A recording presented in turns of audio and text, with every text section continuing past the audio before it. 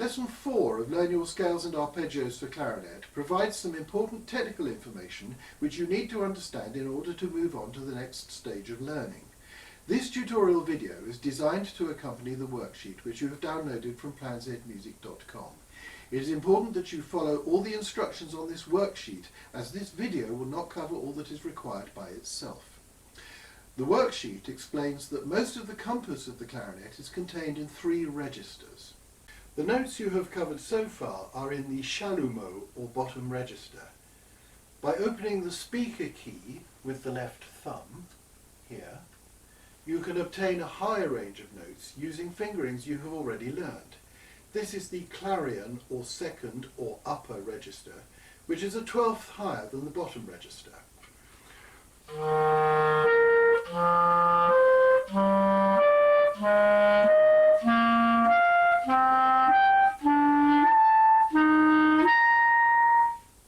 The interval of a 12th is an octave plus a 5th.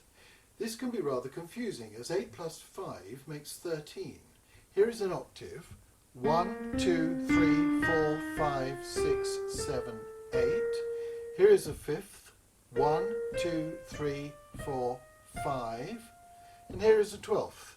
1, 2, 3, 4, 5, 6, 7, 8, 9, 10, 11, 12.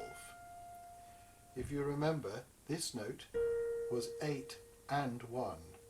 So the full interval is a 12th, not a 13th. You will also learn to produce a 3rd register at a later stage. This is called the altissimo register.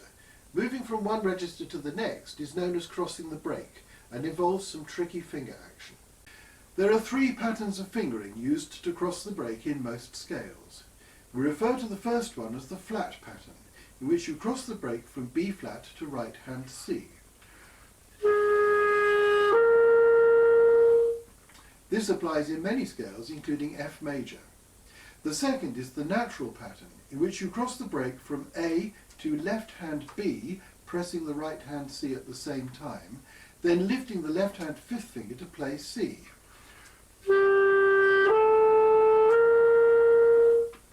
You will apply this pattern in the scales of G major, C major and A minor. It's not strictly necessary to press right hand C when playing B, but it is good practice in this instance, as it avoids an unwanted note sounding when cross-fingering between B and C. The third break fingering pattern is the sharp pattern, in which you cross from A to right hand B followed by left hand C sharp.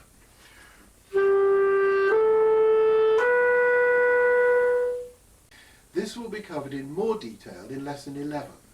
There are a few scales which don't conform to these patterns, and not all clarinet players follow these fingering rules, but you will find the learning of scales much easier if you apply these patterns wherever possible. To extend the scales of C major and A minor, you will need to cross the break using the natural pattern. You're now going to learn these 2 scales for a 12th. Exercise 5 will help you develop a smooth finger movement when crossing the break from A to B, which requires all your fingers to move smartly at the same time. You're advised to keep the left hand B key pressed through most of this exercise, as this will help you keep your hand spread with your fingertips poised above their holes.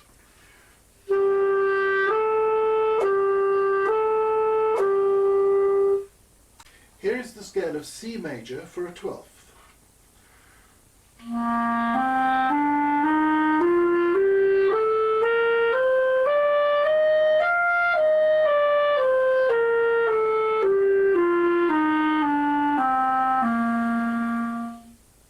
And here's the scale of A minor for a 12th.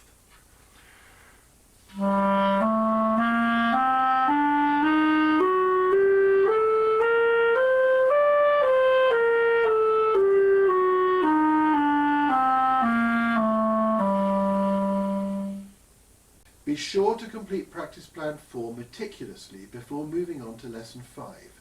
Remember that whether you are instructed to play an item once or twice, this means once or twice correctly.